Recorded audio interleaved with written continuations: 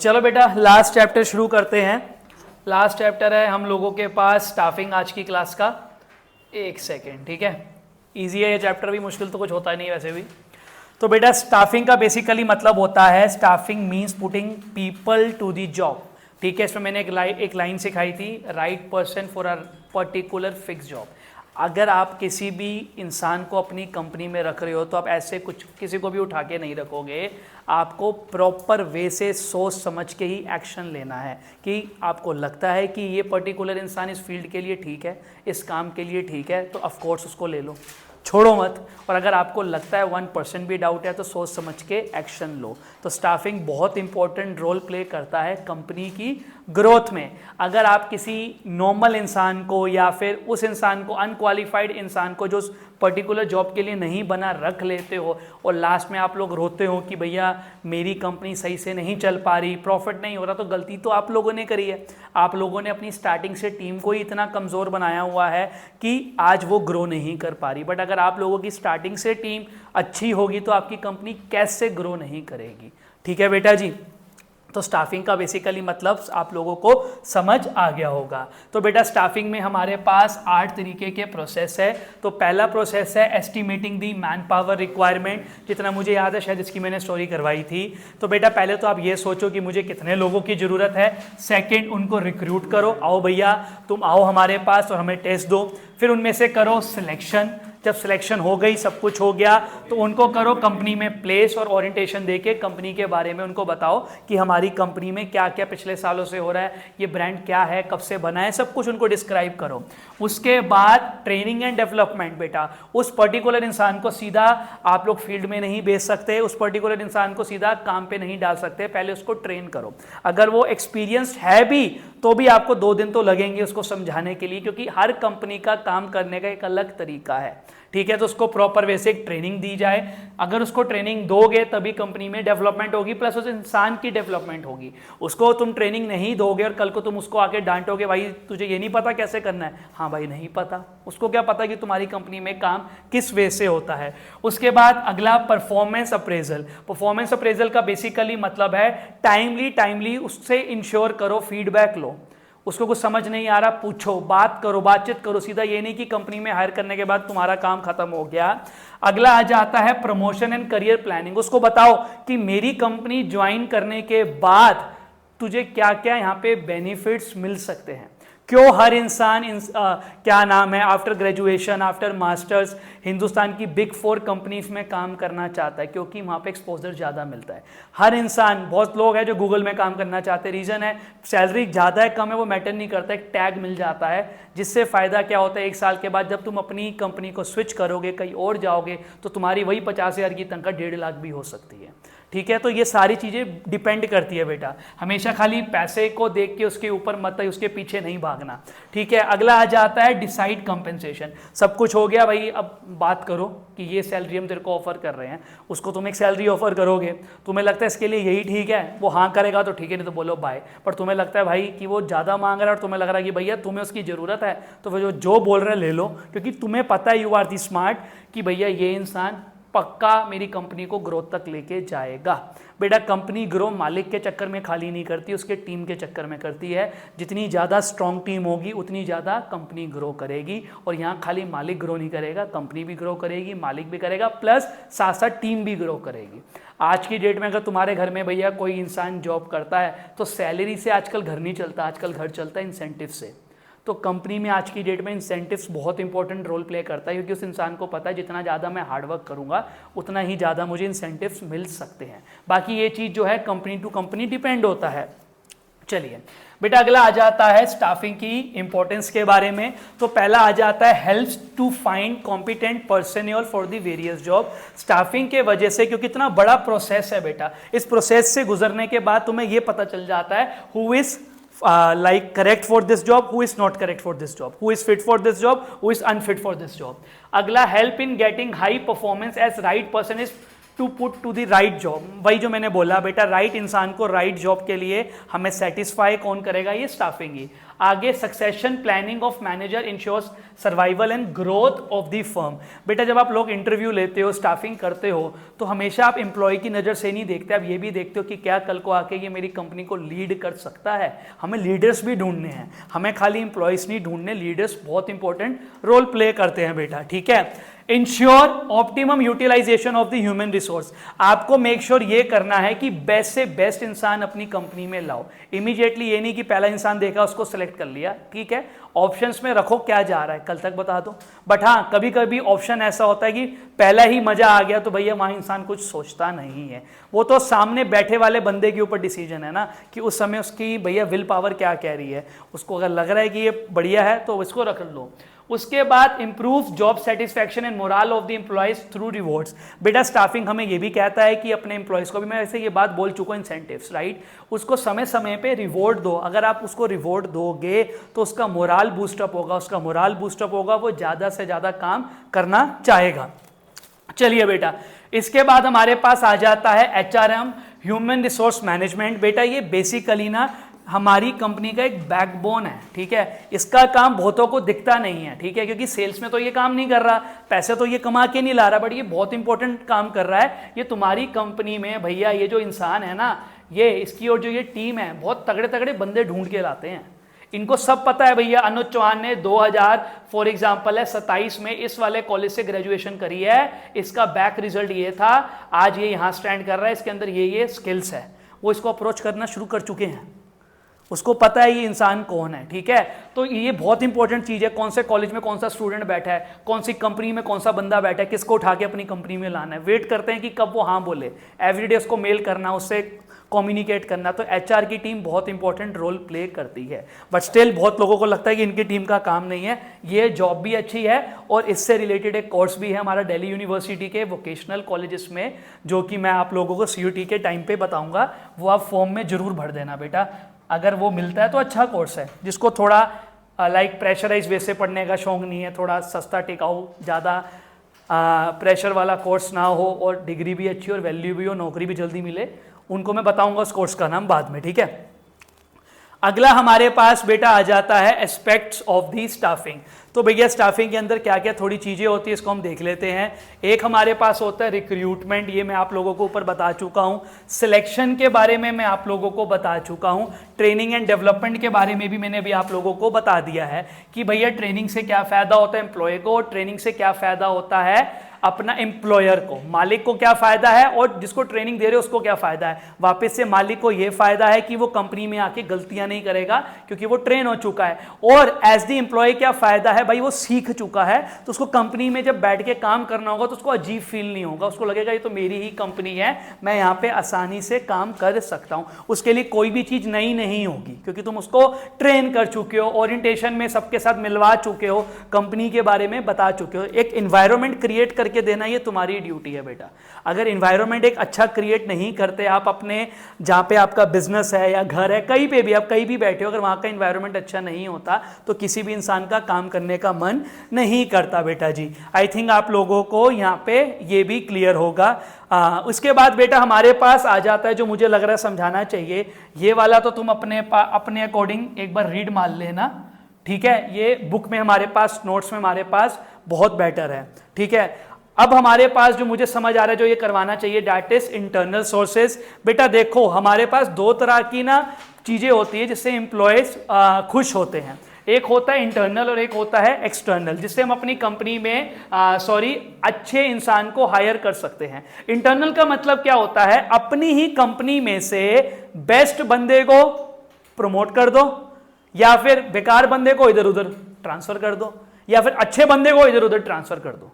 तो ये प्रमोशन जो होता है, प्रमोशन भी दो तरीके का है ना भैया, कि एक तुम अपवर्ड जा रहे हो, एक है कि प्रमोशन तो हो रहा है बट बेस तुम्हें बैकवर्ड एरिया में रहे हैं कहीं, तो वैसा प्रमोशन भी कोई नहीं चाहता। तो ये चीजें डिपेंड करती है एम्प्लॉय टू एम्प्लॉय, ठीक है। बट ट्रांसफर और प्रमोशन बहुत इंपॉर्टेंट रोल प्ले करते हैं, ठीक है। बहुत सारी कंपनीज होती है भैया, Delhi based, Gurgaon based company है, तुमने वहां पे काम करा, अचानक से तुम्हें बैठे बैठे उन्होंने कनाडा वाले ऑफिस में भेज दिया, पूरी लाइफ सेट हो गई।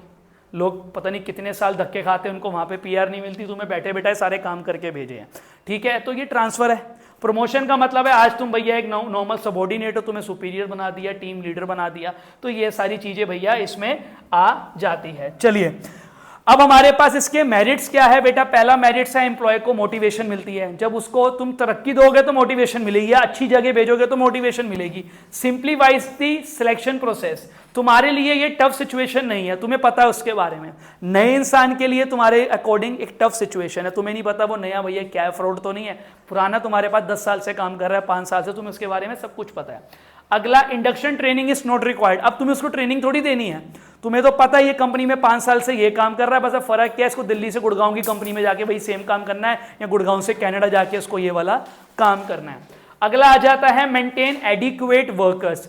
भैया ये जो प्रमोशन होता है, ट्रांसफर होता है, इसको हम पॉजिटिव सेंस में देखें ना, तो जो मेरी टीम है उनका मोराल इतना ज्यादा बूस्टअप हो जाएगा कि वो काम को बहुत सीरियसली लेंगे, क्योंकि उनको पता है जो बेस्ट करेगा वही प्रमोट होगा, जो बेस्ट करेगा मेरी कंपनी उसी को ही कनाडा या किसी पर्टिकुलर देश में भेजेगी जहां मैं जाना चाहता हूं। तो ये चीजें इंपॉर्टेंट है।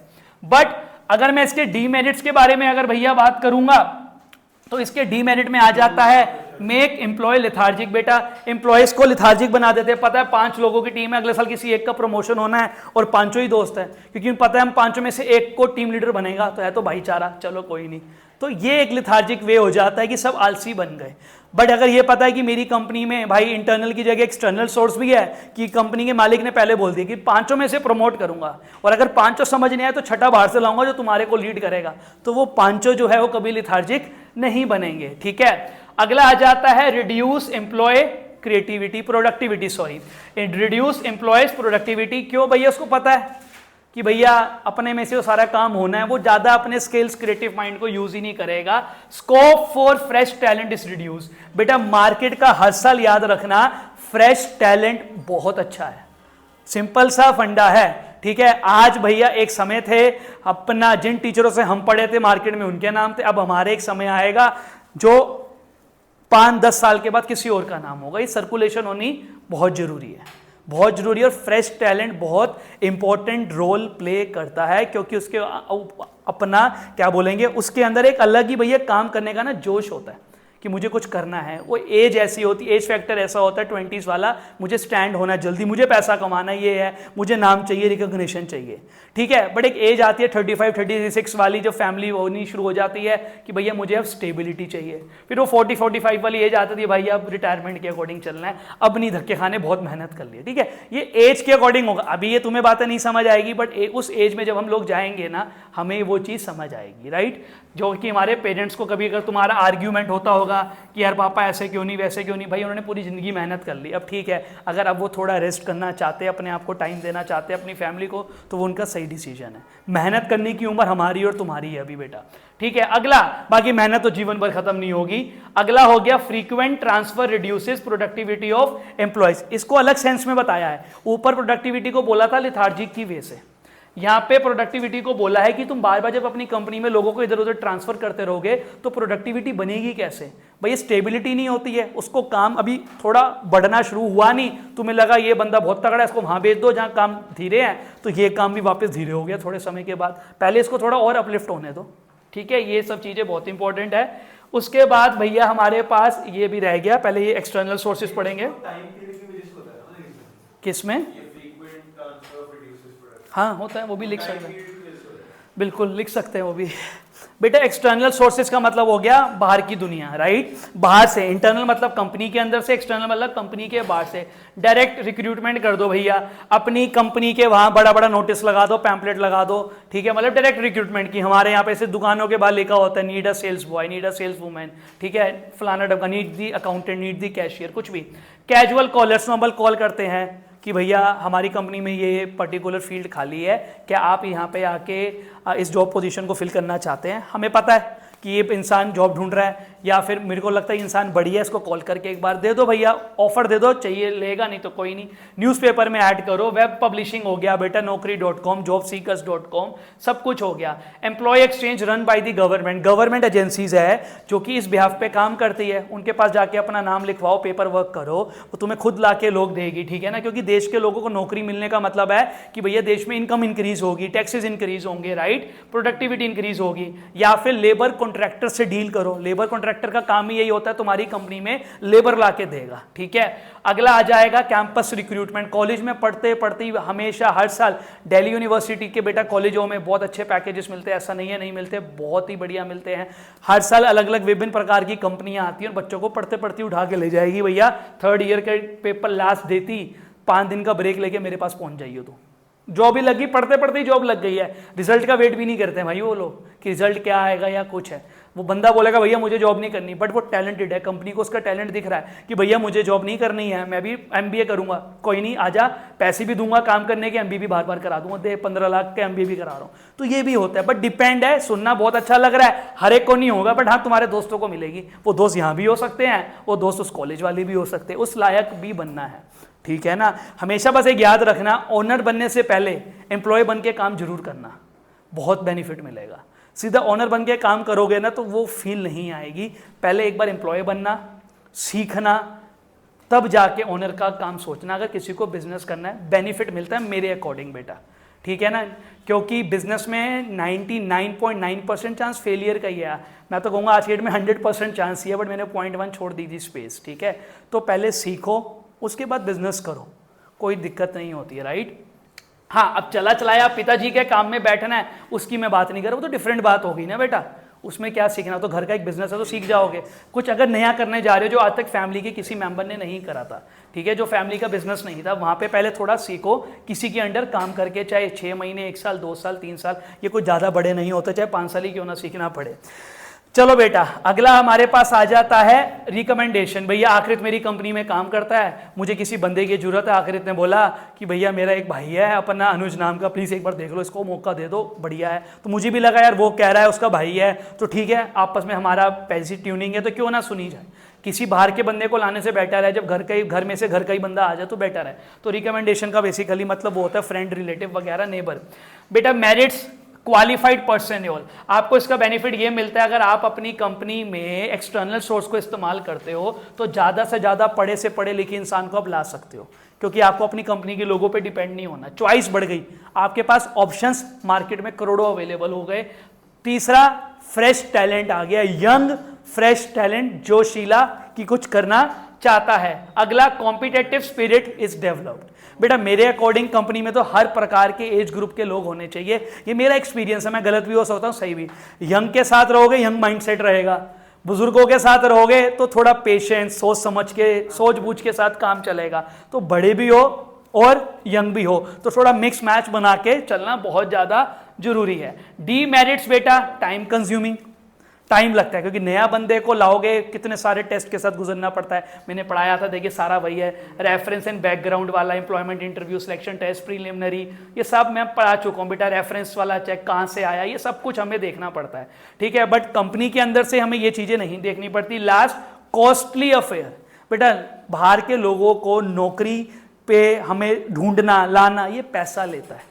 HR की टीम तभी बनी पड़ी है, HR की टीम में 5 एम्प्लॉयज़ है मेरे, एक हेड है उनका, 50,000 रुपये महीना वो लेता है, 20-20 हज़ार बाकी लेते हैं, 25,000 रुपया, तो 2-2.5 लाख रुपये तो मैं हर महीने खर्च रहा हूँ। एग्जाम्पल है, कोई कंपनी मतलब 2-2.5 लाख रुपये खर्च रही है कि मुझे फ्रेश टैलेंट को पकड़ना है, उसके लिए साल का 30-30 लाख रुपये खर्च रही है। फिर उस फ्रेश टैलेंट के लिए एक प्रोसेस में पैसा लगता है, उसको सिखाने में पैसा लगता है, बट करती है कंपनी, क्योंकि एक फ्रेश टैलेंट कुछ ऐसा चमत्कार कर देगा तो कंपनी को करोड़ों कमा के वो दे सकता है बेटा। तो आई थिंक ये सब कुछ क्लियर होगा। हाँ बिल्कुल, दूसरा रीजन ये भी होता है, बहुत अच्छा पॉइंट बोला अगम ने, इंसान फ्रेश टैलेंट को इसलिए भी लेना चाहता है कि जो एक्सपीरियंस होगा वही उसका मार्केट रेट हाई होगा, और जो फ्रेश होगा उसका मार्केट रेट इतना हाई नहीं होगा। अब मान लो फ्रेश है, टैलेंटेड है, अब मान लो 2 मिनट, अरिहंत है, मैंने अपनी कंपनी में इसको बुलाया, मैं कहा भैया 25,000 की जॉब है, कह रहे 1.5 लाख से नीचे काम ना करता मैं कहा आज से पहले कोई काम करके, नहीं काम तो कोई नहीं करा, मैं कहा रिजल्ट आ गया, रिजल्ट भी नहीं आया, अपनी टेंशन में है। तो ये क्या भाई, ये नहीं होता, ये होता ही नहीं है ऐसा। करोड़ों में से एक आगे कोई बोलेगा, बाकी तो खुश हो जाएंगे भाई मुझे पहली नौकरी है, ये 25 मिल रहे हैं 20 मिल रहे हैं, वो उसी में ही डांस इंसान करता है क्योंकि बहुत बड़े हैं वो अमाउंट उसके लिए, क्योंकि स्टार्टिंग है। बेटा अगला आ जाता है ट्रेनिंग मेथड। ट्रेनिंग में हमारे पास दो तरह के मेथड होते हैं। एक होता है ऑन दी जॉब, मतलब जहां काम हो रहा है वहीं रह के मुझे काम सीखना है।